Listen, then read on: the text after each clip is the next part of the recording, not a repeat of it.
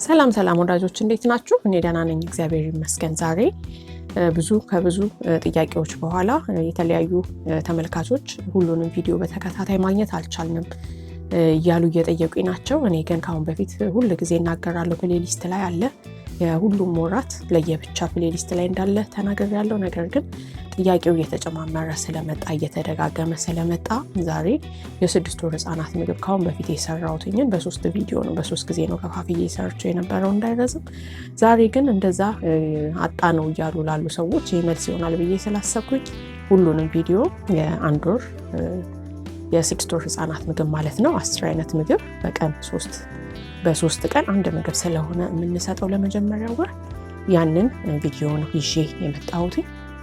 እንደሚታወቀው ለአዲስ ምግብ ጀማሪ ህጻናት ልንሰጥ የሚገባን ምግብ በ3 ቀን አንዱን ምግብ 3 ቀን አላቸው ያለባቸው የለባቸውም የሚለውን ቼክ እያደረግን ስለሆነ የምንሰጠው በዛ መልኩ ነው የሰራሁት።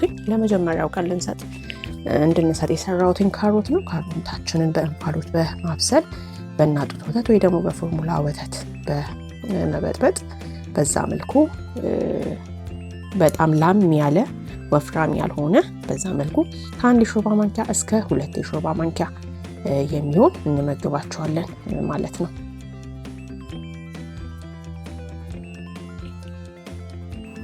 ከካሮት የተለያዩ ንጥረ ነገሮች እናገኛለን ጠቃሚ የሆኑ እንደ ቫይታሚን ኤ፣ ፋይበር፣ ፖታሺየም፣ ቫይታሚን ሲ እና የመሳሰሉ ጥቅሞችን እናገኛለን። እንደሚታወቀው ካሮት ጥሩ እይታ እንዲኖራቸው ለህፃናቶች ያደርጋል። የበሽታ የመከላከል አቅም አለው። እንደምታውቁት እዚህ ጋር ለመጀመሪያው ቀን በጣም ቀጠን ያለ አድርጋችሁ ነው የምትመግቧቸው መጀመራቸው ስለሆነ።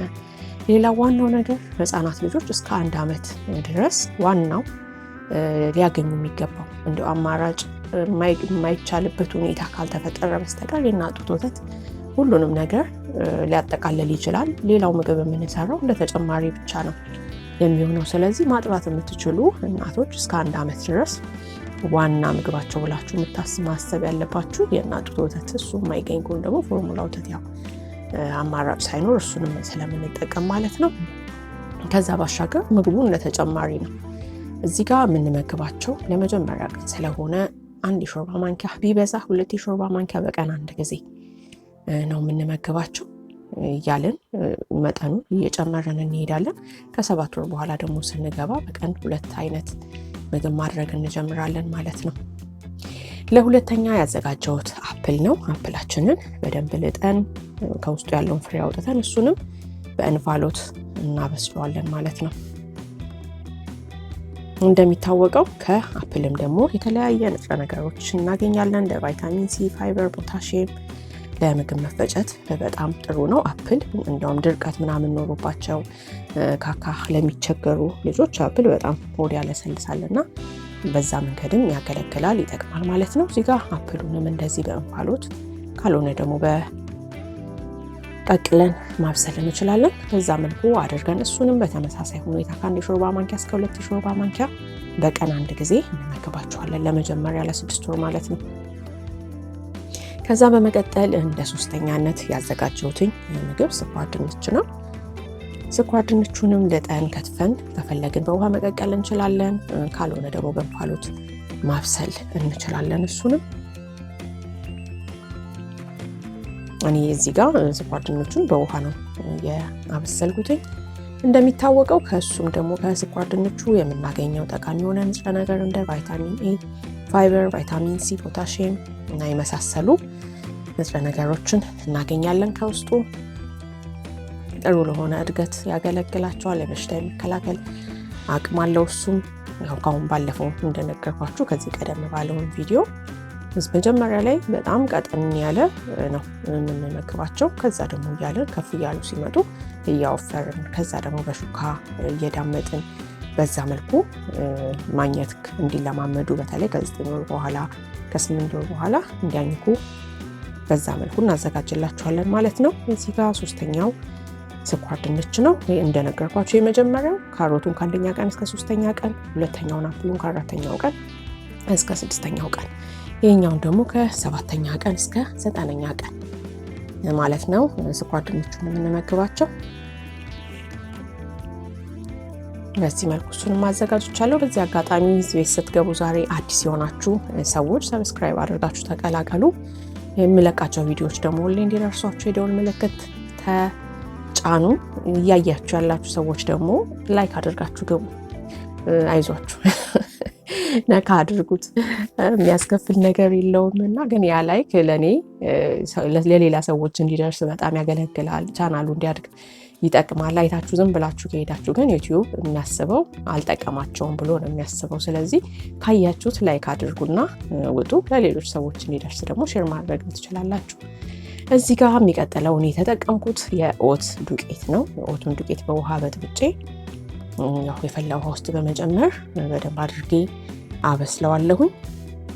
በኦቱ ቦታ እናንተ ጤፍን መጠቀም ትችላላችሁ፣ ሌላም ግብአት መጠቀም ትችላላችሁ። እንደሚታወቀው ደግሞ ከኦትም የተለያየ ንጥረ ነገር ይገኛል በውስጡ እንደ አይረን፣ ፋይበር፣ ፕሮቲን፣ ቫይታሚን ቢ የመሳሰሉ ንጥረ ነገሮችን ከውስጡ እናገኛለን። በተቻለን አቅም ካለ እውቀት ብዙ ነገር አድርገናል። ብዙ ጊዜ እንደዚህ አንዳንድ ነገር እየሰራው አሁን ያው ካገኘሁት ልምድ አኳያ እኛ ልጅ ስናሳድግ ብዙ ተቸግሬ ያለሁኝ እና ባለማወቅ የምንሰራቸው ብዙ ስህተቶች አሉ። እዚህ ጋር ግን አሁን በእውቀት የተደገፈ ቢሆን ብዬ ነው ከኔ ከራሴ ስህተት ከሰዎች ስህተት ተምሬ እዚህ ጋር እያስተላለፍኩ ያለሁት እና ከ6 ወር ጀምሮ በጣም ከባድ የሆነ ነገር ለልጆች የሚመግቡ አሉ። በጣም 3-4 አይነት ቀላቅለው የሚመግቡ አሉ። የሚታይ ጉዳት ፊት ለፊት ባይኖረውም ልጆቹ ላይ ግን የሚያስከትለው ቋሚ ወደፊትም ሌላ ጉዳት ሊያመጣ ይችላል። ስለዚህ ብንጠነቀቅ መልካም ነው እላለሁ። ቀጣዩ እዚህ ጋር ዝኩኒ ነው። ዝኩኒውንም በእንፋሎት ካልሆነ በውሃ ማብሰል እንችላለን። የቅድሙ ኦቱ ከ10ኛ ቀን እስከ 12ኛ ቀን እሱን ነው ለ3 ቀን የምንመግበው። እዚህ ጋር ደግሞ ዝኩኒውን ከ13ኛ ቀን እስከ 15ኛ ቀን እንድንመግብ ነው እዚህ ጋር ያዘጋጀሁት። ከዚህም ግብአት ቫይታሚን ሲ፣ ፖታሺየም፣ እንደ ፋይበር የመሳሰሉ ንጥረ ነገሮችን እናገኛለን። ዝኩኒም ደግሞ ለመፈጨት በጣም ቀላል የሆነ ምግብ ነው። በዛ ላይ አለርጂ የመሆን ሪስኩ በጣም ዝቅተኛ እንደሆነ ነው ጥናቶች የሚያሳዩት። በዚህ መልኩ ዝኩኒውንም ያው እዚህ ጋር እንዳልደጋግምባችሁ ነው ሁሉንም ግብአቶች 10ንም ከ1 እስከ 2 የሾርባ ማንኪያ 3፣ 4፣ 5 ቀን እያለፈ ሲሄድ የመብላት ፍላጎታቸው ልጆቹ በደንብ ካለ ከ2 ማንኪያ ወደ 3 ማንኪያ ከፍ እያደረጋችሁ በዛ መልክ ነው የምትመግቧቸው። ብዙ ጊዜ በጠዋቱ ከጠዋቱ ወተታቸው በኋላ ቢመገቡ ይመከራል። አሁን እንደጀመሩ ሰዓት ላይ ማለት ነው። ከዛ ከሰዓት በኋላቸውን በወተታቸው እንዲቆዩ ማለት ነው። ከዝኩኒውም ያው የሚገኘውን ንጥረ ነገር ነግሬያችኋለሁ። በመቀጠል ሽምብራ ነው። ሽምብራው ለ24 ሰዓት ወይ ለ12 ሰዓት ተዘፍዝፎ በደንብ ተቀቅሎ መላጥ አለበት። ሽምብራ በደንብ ተቀቅሎ መብሰል አለበት። እዚህ ጋር ያው ዘፍዝፌ ቀቅዬ ነው ያመጣሁት። ይሄኛውን ግብአት ይሄኛውን ሬሲፒ የምንጠቀመው ከ16ኛ ቀን እስከ 18ኛ ቀን ለ3 ቀን ማለት ነው። ያው የተናገርኩት ከአሁን በፊትም ተናግሬዋለሁኝ። ዝም ብሎ ቀላቅሎ መስጠት ይቻላል፣ ልጆቹም ሊበሉት ይችላሉ። ግን ጉዳትም አለው፣ ጥቅም ብቻ ሳይሆን ጉዳት ስላለው ያንን ስርዓት ባለው መንገድ ተከትለን ብንመግባቸው የተሻለ ነው ብዬ አስባለሁ። በዚህ ሰዓት ሁሉም የምንሰጣቸው ምግቦች ተጨማሪ ናቸው። የእናት ጡት ያው ወሳኝ ሁሉንም ነገር አሟልቶ የያዘ የእናት ጡት አለ። ይሄኛው የምንመግባቸው ምግቦች ተጨማሪ ናቸው እንጂ እንደ ዋና ምግብ አይደለም። እዚህ ጋር ሽምብራውን ተዘፍዝፎ የተቀቀለ በደንብ አድርገን ልጠ ነው በእናት ጡት ወተት ወይ በፎርሙላ ወተት ካልሆነ በውሃም ቢሆን እንለዋለን እንበጠብጠዋለን። ሌላው ውሃ መቼ ነው የሚሰጠው የሚል ጥያቄ ጠይቃችሁኛል ካሁን በፊት። ከ6 ወር ጀምሮ ውሃ እንዲሰጣቸው ይመከራል። ልጆች ምግብ ከበሉ በኋላ እንደዚህ ከመገባቸው በኋላ ውሃ ብትሰጧቸው መልካም ነው። ከሽምብራውም የተለያየ አይነት ንጥረ ነገር እናገኛለን። ፕሮቲን፣ አይረን፣ ፋይበር የመሳሰሉ ንጥረ ነገሮች አሉት። እድገትን በጣም ያፋጥናል። ለልጆችም ለአዋቂም ሽምብራ በጣም ጥሩ የሆነ ምግብ ነው። እሺ ቀጣዩ ምግባችን ድንች ነው። ድንች ከ19ኛ ቀን እስከ 21ኛ ቀን ድንች ነው የምንመግባቸው። እሱንም በእንፋሎት ወይ ደግሞ በውሃ በመቀቀል በደንብ አድርገን ፈጭተን መመገብ እንችላለን።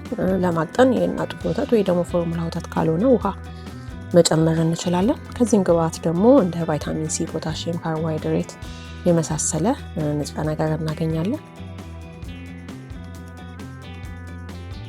ብዙ ጊዜ ያው ቅድምም እንደተናገርኩትኝ በእንፋሎት ከሚበስል ምግብና በውሃ ተቀቅሎ ከሚበስል ምግብ ሞር በእንፋሎት የሚበስለው የተሻለ ነው የሚሆነው። በውሃ ሲቀቀል ውስጡ ያለውን ንጥረ ነገር ጠቃሚ ነገሩን የመቀነስ ባህሪ አለው በጥቂት ይባላል እና ከቻልን በእንፋሎት ማብሰል እንችላለን ማለት ነው። የተሰራው ከጠቀማችሁ ላይክ፣ ኮሜንት፣ ሼር ማድረግ አትርሱ። ሀሳብ አስተያየታችሁ ስጡ። ጠቅሟችሁ ከሆነ አይታችሁ ዝም ብላችሁ አትሂዱ። ያው ደጋግሜ ነው እንግዲህ የምናገረው የተሰራው ነገር መጥቀሙን የማውቀው እኔ ሞራል የሚኖረኝ እዚህ ጋር ወይ ላይክ ስታደርጉ ወይ ኮሜንት ስትሰጡ ነው። ስለዚህ ያንን ማድረግ አትዘንጉ፣ አይከፈልበትም።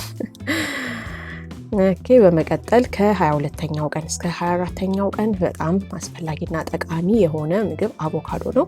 አቮካዶ ብዙ ሰዎች ይከብዳቸዋል ለጨጓራቸው። በ6 ወር አቮካዶ አይሰጥም ለልጆች፣ ወይ ሎሚ ጨምርበት ወይ ብዙ ሀሳብ ይመጣል። አቮካዶ ግን በጣም ጠቃሚ የሆነና ለ6 ወር ህጻናት ልጆች ለምግብ መጀመሪያ የሚመከር ምግብ ነው። ስለዚህ ምንም አትፍሩ፣ አቮካዶ ምንም አያደርጋቸውም። በጣም ጥሩ ነው፣ ጠቃሚ ነው ልል እፈልጋለሁ። በውስጡ የተለያዩ ንጥረ ነገሮች እናገኛለን። ጤናማ የሆነ ቅባት አለው፣ ፋይበር፣ ፖታሺየም፣ ቫይታሚን እና የመሳሰሉ እና ለአይምሮ እድገት በጣም ጠቃሚ ምግብ ነው። በመቀጠል እዚህ ጋር ዱባ ነው። ዱባ ያው እኔ ባለሁበት ሀገር ያለችውን ዱባ ትንሿን የተጠቀምኩት፣ ማንኛውም አይነት ዱባ ይሆናል። እሱንም ወይ በእንፋሎት ወይ ደግሞ በውሃ ቀቅለን በማብሰል በተመሳሳይ ሁኔታ ያው አሰራሩ አንድ አይነት ስለሆነ ነው እንዳልደጋግምባችሁ ፈጭተን እንመግባችኋለን። ከ25ኛው ቀን እስከ 27ኛው ቀን ነው ዱባውን የምንጠቀመው። ከዚህም የተለያዩ ንጥረ ነገሮች ይገኛሉ። ቫይታሚን ኤ፣ ቫይታሚን ሲ፣ እንደ ፋይበር የመሳሰሉ ንጥረ ነገሮችን እናገኛለን። በመቀጠል ለመጨረሻ ያዘጋጀሁት ፒር ነው። ፒር አናገኝም ያላችሁ ልጆች አላችሁ ኢትዮጵያ ላይ። የማይገኝ ከሆነ አፕል መለወጥ ትችላላችሁ በፒር ቦታ። ፒሩንም ልጠን ያው በእንፋሎት ወይ ደግሞ በውሃ ቀቅለን ፈጭተን መመገብ ነው። የመጠኑ እንደነገርኳችሁ ከ1 እስከ 2 የሾርባ ማንኪያ ያው ከፍ እያለ ሲመጣ እየጨመረን እንሄዳለን እንደ ልጆቹ ፍላጎት። ከዚህም ለፋይበር፣ ቫይታሚን ሲ፣ ፖታሺየም የመሳሰለ ንጥረ ነገር እናገኛለን። ልክ ደግሞ እንዳፕሉ ፒርም ለሆድ ድርቀት ሆድን ለማለስለስ ይጠቅማልና ብዙ ጊዜ ያው ድርቀት ልጆችን ስለሚያስቸግር የአፕል ካልሆነ ደግሞ እንደዚህ ፒር፣ ፓፓያ፣ ዱባ የመሳሰሉትን ነገር ብንሰጣቸው ይጠቅማቸዋል ማለት ነው ለድርቀት። ለዛሬ ያዘጋጀሁትኝ የ6 ወር ህጻናት ምግብ ይሄንን ይመስላል። እንደሚጠቅማችሁ ተስፋ አደርጋለሁኝ። የረዘመው ምንም ማድረግ አልችልም፣ ከዚህ በላይ ማሳጠር ስላልቻልኩኝ ነው። በሚቀጥለው ቪዲዮ እስክንገናኝ ድረስ ተባረኩ። ሌላው ወደ ዩቲዩብ ሂዱ ምናምን ስላችሁ ከፌስቡክ ከቲክቶክ ምናምን ሌላ ጥቅም ላገኝበት የሚመስላችሁ ሰዎች አላችሁ፣ ግን እንደዛ አይደለም። ኢትዮጵያ ናችሁ። እኔ ከ90% አካባቢ ተመልካቾች እና ከኢትዮጵያ እናንተ በምታዩት ቪዲዮን የማገኘው 5 ሳንቲም የለም፣ ግን ይጠቅማችኋል ብዬ ስለማስብ ነው። ራሴን በብዙ ራሴን እንዴት ነው ሰዓቴን አጨናንቄ ከልጆቼ ራሴ ከረፍት ሰዓቴ ካለኝ ሰዓት ላይ ቀንሼ እኔን ቪዲዮ እያዘጋጀሁኝ ያለሁትና እየተጠቀምኩኝ ነው ብላችሁ አታስቡ፣ ግን እያገዝኳችሁ ነው ብዬ አስባለሁ።